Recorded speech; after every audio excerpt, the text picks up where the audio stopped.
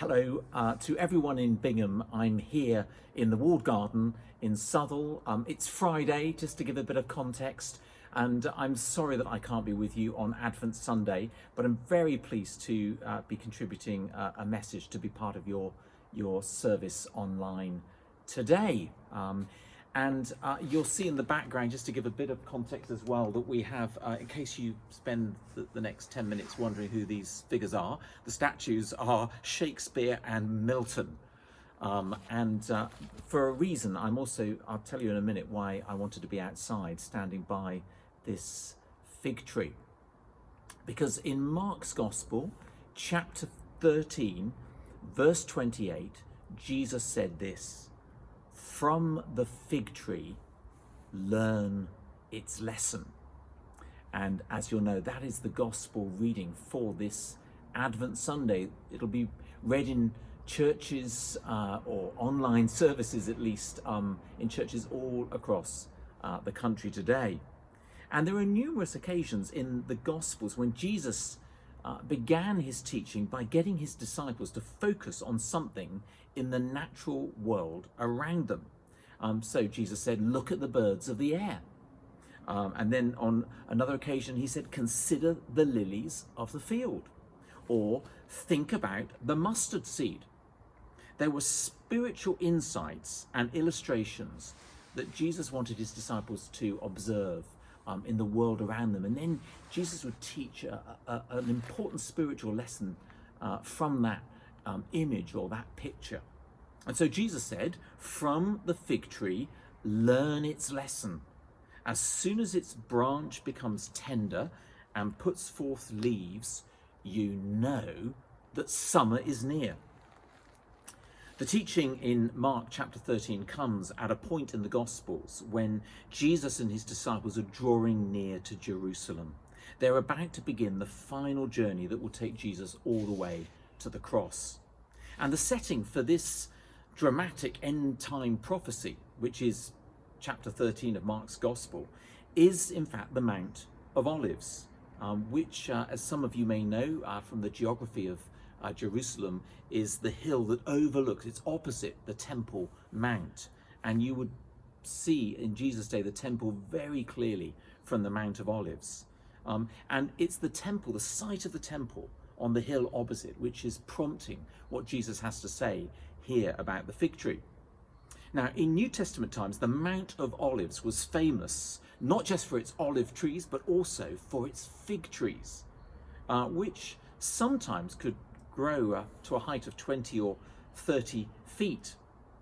And in contrast to most of the trees of Palestine, the fig tree loses its leaves in the winter, much like this fig tree has.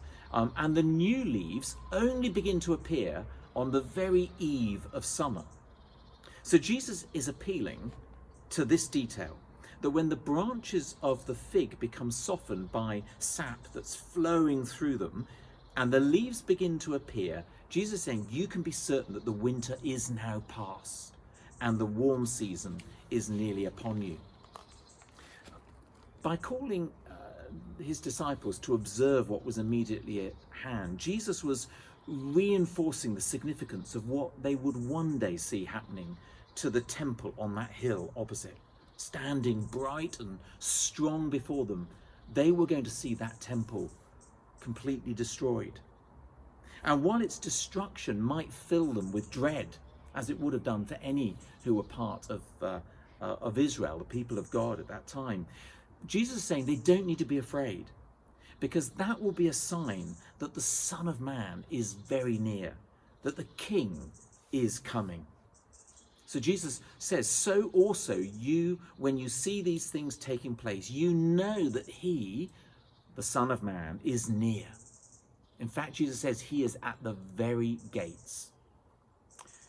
Now, in times of great distress and trouble, the disciple of Christ is to remember the fig tree.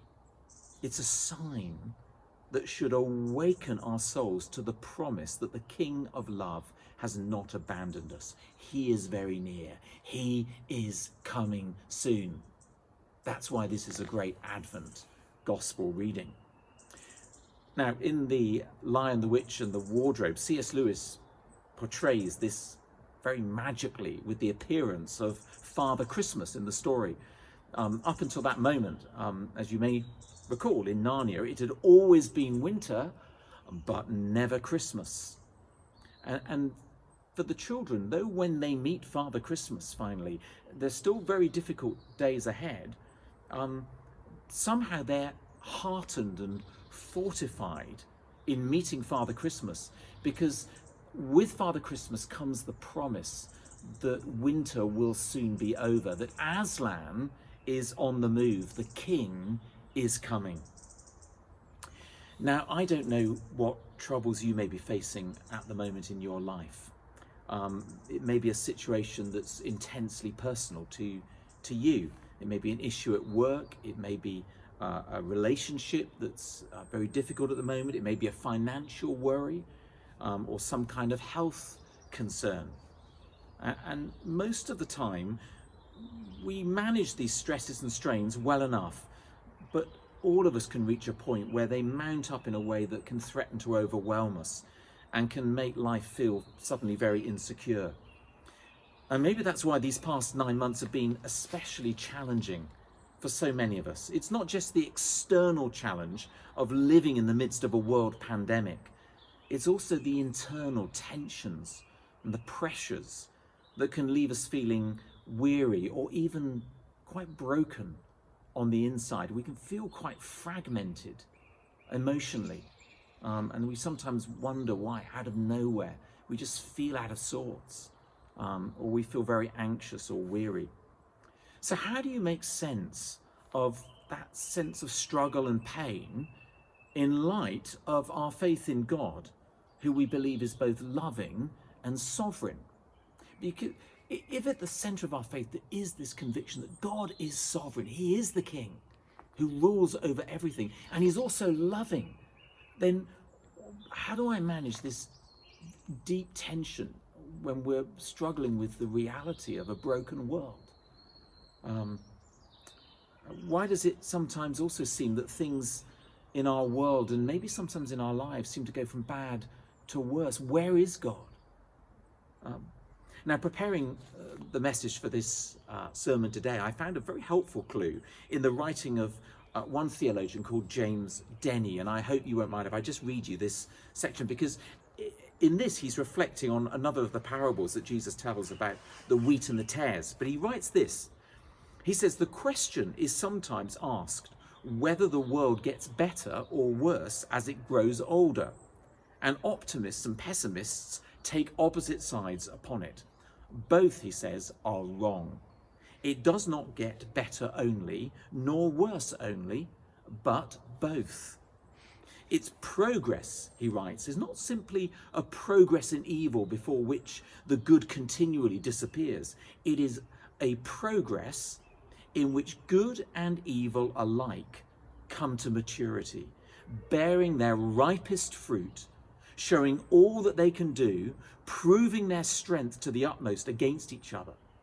The progress," he says, "is not in good itself or in evil itself, but in the antagonism of the one to the other." And I think that's what we see in Mark chapter 13. That's what Jesus is describing. And frankly, we also often sense this and see this in our own experience. World history bears it out.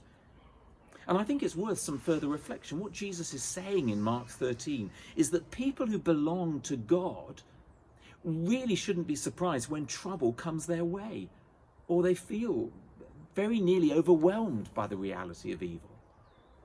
In the Christian life, it's always battles and blessings all the way. And when you face trouble of various kinds, Jesus says, remember the fig tree. Evil will not have the final word. It will not triumph in the end. The King of love is near. He's at the very gates. The King is on the move. And that's what we celebrate at Advent. This is our hope, not only the coming of Christ at Christmas, but above all, his coming again in glory. That in the end, God will triumph over evil, as Jesus did on the cross and in his resurrection. And I think we may need to hear this again, especially this Advent and Christmas. We may need to share this hope with our family and friends. And of course, going online with our services, you can do that very easily by just sharing a link to this video, to this service. But we will also need to renew our confidence in this as a church, as the people of God. And I want to just, as I come in to conclude, just to say thank you so much for your ministry, your mission together in Bingham. Thank you for all the ways in which you seek to serve the purposes of God and to make his love known, and for the very practical and tangible ways you will have been doing that in your community through your lives over these past 9 months. I'm so grateful for all of you, and will be holding you in my prayers today. And in your ministry together, as you look towards 2021 and beyond, I would simply say this: do not lose heart. Do not lose heart. From the fig tree, learn its lesson. And remember, the leaf which first covered our shameful nakedness in the Garden of Eden is the one that now points us to the coming King, who is our pure delight. And through him, the leaves of the tree of life itself will one day bring healing to all the nations. This is our hope. This is our Advent hope. And may God bless you as you seek to live out that hope in your life this coming week, this Christmas time, and always. Amen.